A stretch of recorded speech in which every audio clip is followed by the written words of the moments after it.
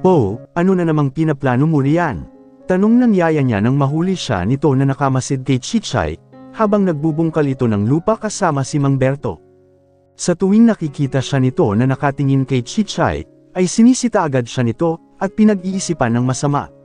Anong kalokohan na naman ba ang gagawin mo para lang mapaalis si Chichay Rafael? Kating-kati na ba yung mga kamay mo para ibaon siya sa lupa ha? Yaya, wala akong masamang gagawin, sagot niya rito. Ang dumi ng isip nyo. Porke ba nakatingin, may gagawin na agad. Hindi ba pwedeng naisipan ko lang na maglakad-lakad ngayon dahil tapos na ang trabaho ko? Kunwari ka pa, sabi pa nito at mariin siyang pinagmasdan mula ulo hanggang paa. Ang sabihin mo, nag-iisip ka na naman ng mga bagay-bagay na pwede mong gawin para mapahamak si Chichay. Kung makapagsalita naman kayo, akala nyo naman lagi kong ginagawa ng masama yang ampun nyo, sabi niya. Hindi ko nga pinagkakakausap yang babaeng yan dahil hirap na hirap akong intindihin yan eh. Sino bang magtatiyaga na kausapin yan, kung isang oras yan bago sumagot? Paano ka nga niya sasagutin kung hindi niya alam ang isasagot?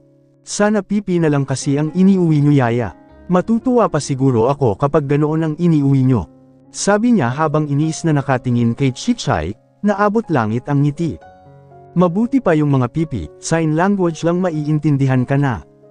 Yang iniuwi nyo, may sign language na, may action pang hayop tapos hindi pa rin maintindihan. Nakaka-high blood. Paano kung emergency tapos siya pa ang eksaktong natanungan mo?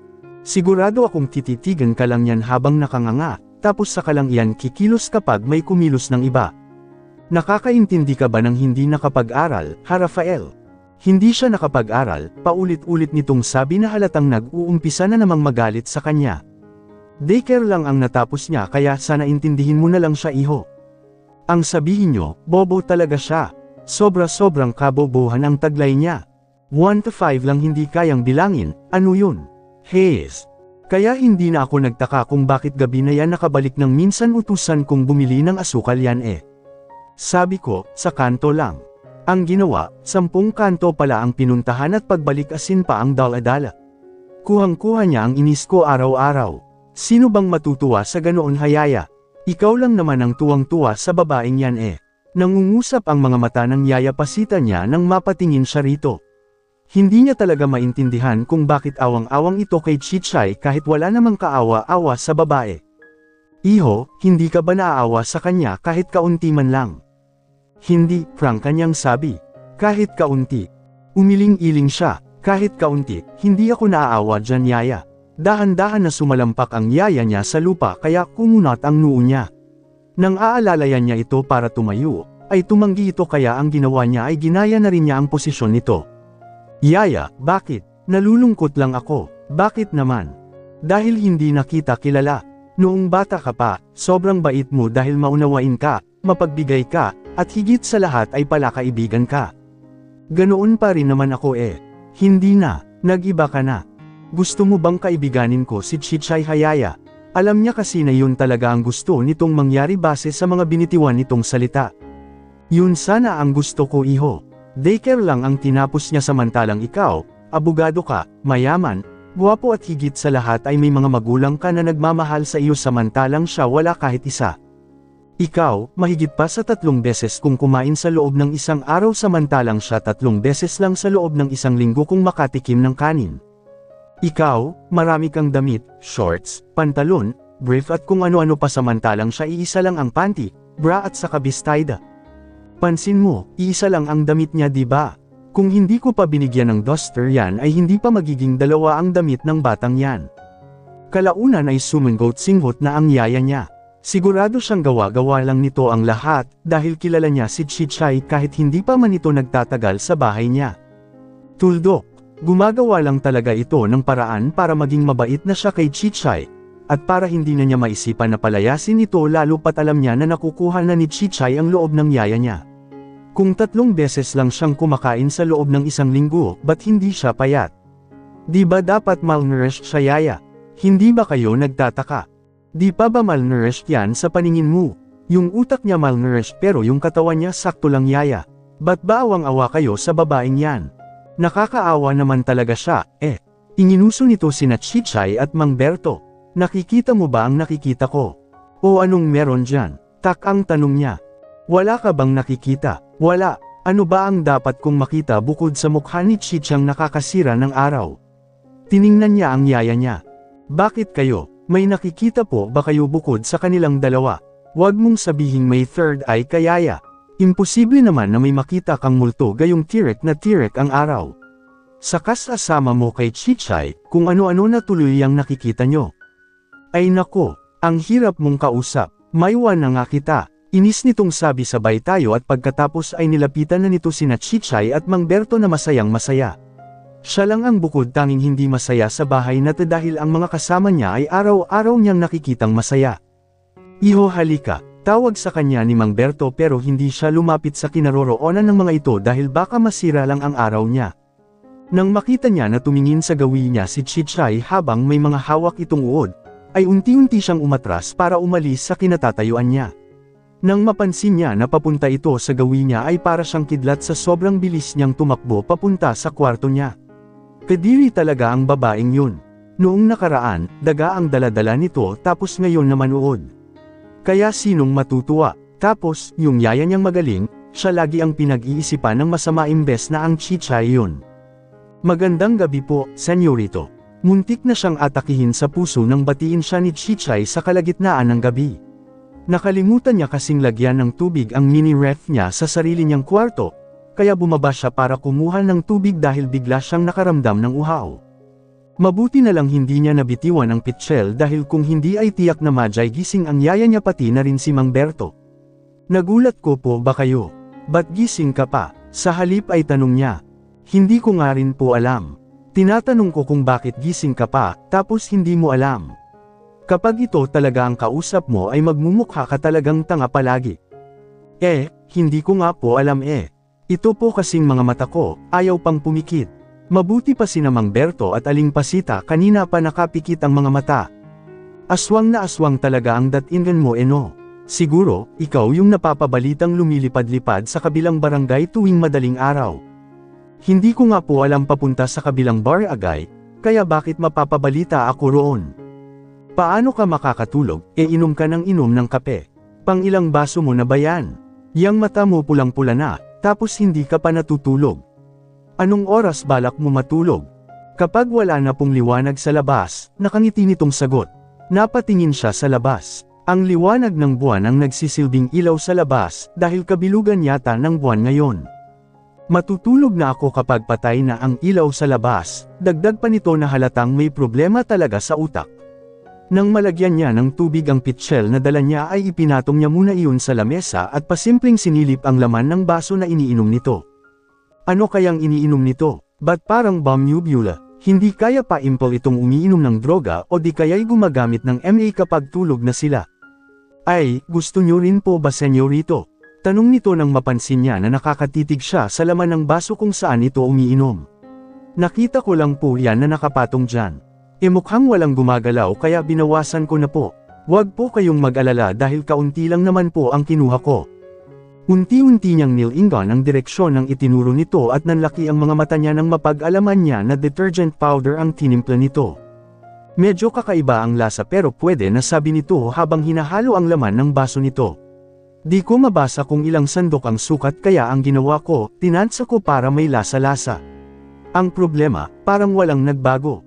Bumula lang ng bumula pero yung lasa ganoon pa rin. Yan ba ang tinimpla mo? Turo niya sa isang malaking detergent powder na nakapatong na ngayon sa lababo. Yan ba? Saan mo ba kinuha iyan? Yan nga po, sa lugar po kung saan ako naligo. Nailapag po yata yan ni Aling Pasita doon kaya kinuha ko para dalhin dyan. Kinuha niya ang baso ni Chichay at pagkatapos ay inilagay niya iyon sa lababo at hinugasan. Hindi mo ba alam na ginagamit yan sa paglalaba? Kitang-kita ang disappointment sa mukha nito dahil sa ginawa niya. Ginagamit yan para matanggal ang dumi sa mga damit. Animoy iiyak ito kaya pinandidilatan niya ito ng mata. Hoy, nakikinig ka ba? Ganyan ba talaga kalala ang kabobohan mo? Kahit ba kaunti, wala talaga. Sagad na ba talaga? Bakit niyo po itinapon senyorito? Tanong nito habang malungkot ang hitsura nito. Ngayon lang naman po ako nakialam sa mga gamit niyo Ang sabi ni Yaya Pasita, Kumuha lang daw ako ng kumuha ng pagkain basta wag ko raw pong sasayangin, dahil magagalit daw kayo kapag hindi ko inubos. Bakit po kayo? Bakit nyo sinayang? Maya-maya ay nakita na niya itong lumuluha kaya hindi makapaniwala niya itong tiningnan. Bakit po ganyan kayo, senyorito? Maaga po akong nagigising para magtrabaho nang sa ganoon ay hindi po kayo magalit sa akin. Lahat po ng trabaho rito ay halos ako ang gumagawa para matuwa po kayo sa akin kahit papaano, pero parang mas lalo pa po kayong nagagalit. Gusto ko lang namang tikman dahil parang masarap eh. Hindi ko pa nga halos nagagalaw tapos itinapon nyo na agad. Yumukyok ito sa lamesa at tuluyan ng humagulgol. Bakit naman ganito ang kapalaran ko? Bakit? Bakit? Bakit parang siya pa ang lumalabas na masama? Dapat ba pinabayaan na lang niya itong mamatay? Tumikim siya at bahagyang hinatak ang ilang hibla ng magulo nitong buhok. For now, magiging mabait na muna siya dahil mukhang gutom na yata ang babaeng nasa harap niya. Hindi ka ba kumain kanina? Tanong niya pero hindi siya nito sinagot. Hindi rin ito nag-angat ng tingin dahil patuloy lang ito sa pag-iinarte nito. Ano bang iniiyak-iyak mo riyan? Ang lupit-lupit niyo po sa akin, senyorito. Bakit naman po kayo ganyan? Bakit po? Wala naman po akong ginawang masama sa inyo, di ba? Palakas ng palakas ang pag-etenggal nito kaya naman kinuha niya ulit ang baso nito na inilagay niya sa lababo, at pagkatapos ay inilapag niya iyon sa harapan nito. Ang sunod niyang kinuha ay ang detergent powder na binawasan nito kanina at sinalinan ang baso nito para matigil ang bunganga nito sa kaiyak. O inumin mo yan, ubusin mo lahat ta, kung kulang pa yan sabihin mo dahil bibili pa ako. Inis niyang sabi rito na akala mo inaapi niya ito ng husto. Halaka, dahil sa kaingayan ng bunganga nito ay nagising tuloy si Mang Berto. Sus Mariosep, iho ano bang ginagawa mo kay Chichay? Pinapainom ko po siya nitong detergent powder para malinisan po ang utak niya, baliwala niyang sabi kay Mang Berto. Nanlaki ang mga mata nito kagaya ng inaasahan niya at nag-aalala itong nilapitan si Chichay at sinipat. Diyos ko iho, marami na ba siyang nainom? Nagkibit balikat siya at inismiran ang babaeng mas lalo pang umiyak simula nang sumulpat si Mang Berto. Hiha, ayos ka lang ba? Masuyong tanong ni Mang Berto na sinagot ng babae ng sunod-sunod na iling. Mang Berto, hindi ko po alam kung bakit laging galit sa akin si senyorito. Sumbong nito dahilan para tumaas ang kilay niya. Hindi po kasi ako makatulog kaya naisipan kong uminom ng kuwan, at dahil bobo ito, hindi nito masabi kay Mang Berto kung ano ang bagay na tinutukoy nito. Ang problema, itinapon po ni senyorito ang juice na iniinom ko. Juice? May nakita kang juice rito? Sa pagkakaalam ko kasi, walang mahilig mag-juice dito kaya hindi kami bumibili ni Pasita. Ito po juice po na kulay puti na bamyubula-bula. Turo nito sa detergent powder na nakapatong sa lamesa dahilan para mapatingin sa kanya si Mang Berto habang nakangiwi ito. Siguradong iniisip nito na baka hindi talaga tao si Chichay. Medyo kakaiba po ang lasa pero kaya ko naman po, sabi pa ni Chichay kay Mang Berto habang inaamoy-amoy nito ang sabon. Ngayon lang ako nakatikim nito at masasabi ko na kakaiba siya pero medyo masarap naman. Talaga bang nainom mo yan? Hindi makapaniwalang tanong ni Mang Berto kay Chichay na animoy alien ang tingin nito kay Chichay. Hindi ba sumakit ang tiyan mo? Bakit naman po sasakit? Mariosep kang bata ka, sana nagtanong ka muna bago mo ininom yan. Kinuha niya ang detergent powder at inihagis niya, iyon sa kung saan kaya natulala ang dala sa ginawa niya. Hoy babae! Wag na wag kang magrereklamo sa amin kapag sumakit yang tiyan mo ha. Grabe, may mga kilala rin akong hindi nakapag-aral, pero hindi sila ganyan kabobo kagaya sa iyo. Ibang klase ka, kung may ranggo ang kabobohan, siguradong ikaw ang magiging presidente. Pasimpleng hinatak ni Mang Berto ang damit niya. Marahil ay gusto nitong ipahiwatig na wag na niyang pagsalitaan si Chichay, dahil kahit anong sabihin niya ay hindi naman siya nito maiintindihan. Iho, tama na, mahinang bulong ng matanda pero hindi niya ito pinakinggan. Nakita mo ba kaming uminom ng ganyan ha? Tanong niya kay Chichay. Kahit nga yata baliw hindi maiisipan na timplahin yan eh. Nakita ko si Aling Pasita na uminom yan kahapon, katwiran pa nito. Hindi ko naman yan iinuman kung hindi ko nakita si Aling Pasita eh. Imposibleng uminom yan ang yaya ko, sabi niya rito. Ingat na ingat nga sa kinakain yun tapos iinom siya niyan. Kung nagugutom ka, ba't hindi ka dyan sa ref tumingin? Saan po ba ang ref? Napabuga siya ng hangin. Nakakapagod talaga. Mang Berto, talaga bang ganyan kalala ang babaeng yan? Wala na ba talagang pag-asa ang buhay niyan? Talaga bang hanggang dyan na lang siya? Hindi na ba talaga asenso yan? Wala rin akong ideya iho.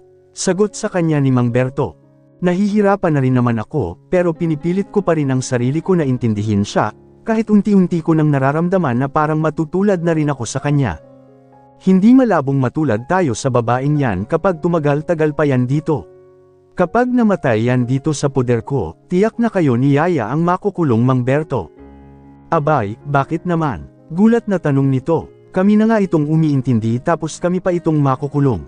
Kasi nga po, iniuwi nyo yan dito. Mabuti na nga lang hindi muriatic acid ang ininom niyan dahil kung nagkataon na yun ang iniinom niyan, malamang sa malamang ay nasa TV na tayo ngayon. Anong gagawin natin? Balak kong mag-outing tayo, saad niya kay Mang Berto. At doon ko isasagawa ang plano kung paano mawawala ang babaeng yan sa mga buhay natin habang buhay.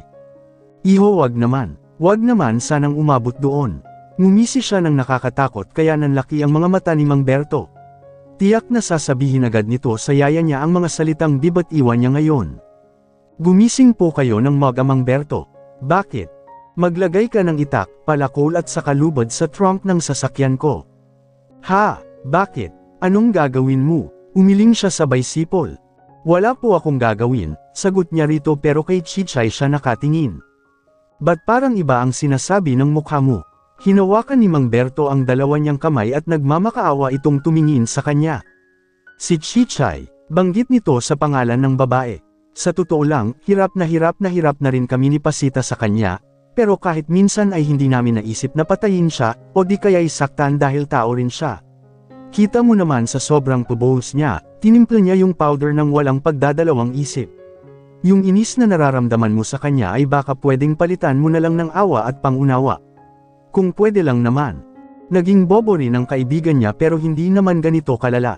Yung kaibigan niya nung naging bobo, medyo kaunti lang ang stress niya pero itong babaeng ka, daig niya papasan-pasan ang mundo. Tanggapin na lang natin na pubos siya iho. Idaan na lang natin sa dasal ang lahat. Mang Berto, hindi na po madadala sa dasal yan. Sabi niya, kahit habang buhay mong ipagdasal yan mukhang wala na talagang mangyayari eh. Hindi awa ang kailangan niyang kundi kamay na bakal. Anong ibig mong sabihin? Bubugbugin mo ba siya sa tuwing magkakamali siya? Sisinturunan ko lang naman pero bakal yung gagamitin ko at pupuntiryahin ko yung ulo niyan para gumalaw ang utak. Mariosep, hindi kaya mas lalong maging pubos iyan. Di pa natin malalaman yan ngayon, Mang Berto. Bukas ko pa lang sisimulan kaya bukas pa kita masasagot.